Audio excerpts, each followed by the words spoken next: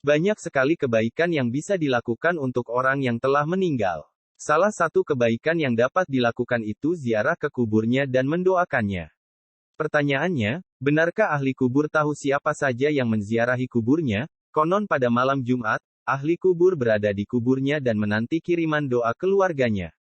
Benarkah demikian? Kemudian, jika ahli kubur mengetahui siapa saja yang menziarahi kuburnya, bolehkah si keluarga atau si peziarah menyampaikan sesuatu atau meminta doa kepada mereka? Untuk menjawab beberapa pertanyaan ini, tentunya kita membutuhkan dalil dan pandangan para ulama, terutama para ulama Ahlussunnah wal Jamaah. Pertanyaan tentang tahu dan tidaknya ahli kubur terhadap orang-orang yang menziarahinya sungguhnya telah terjawab oleh riwayat Al-Baihaqi dalam kitab Syu'abul Iman dari Muhammad bin Wasi. Ia menyebutkan, artinya, telah sampai kepadaku bahwa orang-orang yang telah meninggal mengetahui orang yang menziarahinya pada hari Jumat, serta 1 hari sebelum dan setelahnya. Hal ini ditegaskan oleh As-Suyuti sebagaimana riwayat Al-Ukaili dari Abu Hurairah. Hal ini malahan pernah ditanyakan kepada Rasulullah Shallallahu Alaihi Wasallam oleh seorang sahabat bernama Abu Razin. Tanya Abu Razin, "Wahai Rasul, jika aku mau berjalan lewat kuburan orang-orang meninggal, adakah ucapan yang dapat aku sampaikan ketika melewati mereka?" Rasulullah Shallallahu Alaihi Wasallam menjawab, "Ucapkanlah olehmu," artinya, salam keselamatan teruntuk kalian, wahai ahli kubur dari orang-orang muslim dan mukmin. Kalian adalah pendahulu bagi kami. Dan kami adalah pengikut kalian.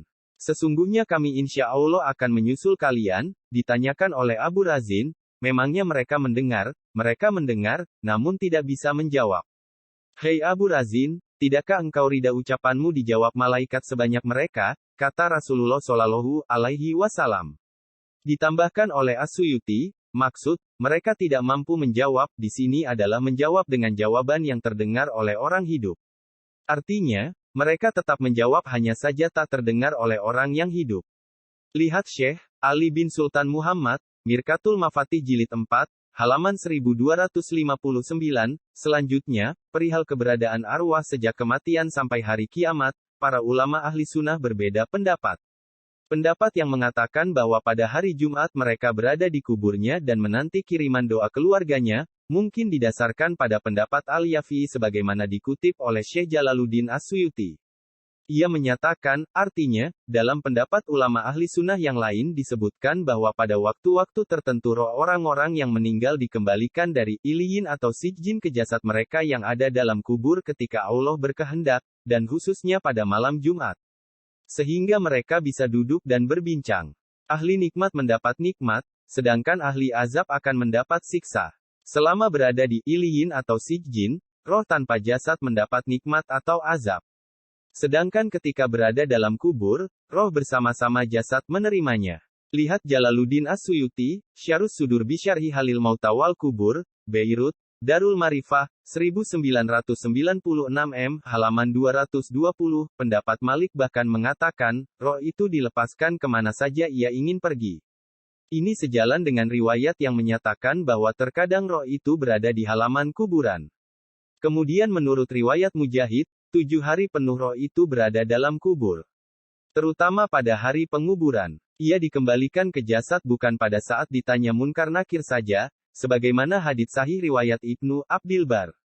Dalam riwayat itu, Nabi Muhammad SAW bersabda, artinya, tidaklah seorang laki-laki melintas ke kuburan laki-laki meninggal yang dikenalinya saat di dunia, kemudian ia mengucap salam kepadanya, kecuali Allah mengembalikan roh kepada jasadnya sehingga yang meninggal itu bisa menjawab salam kepadanya.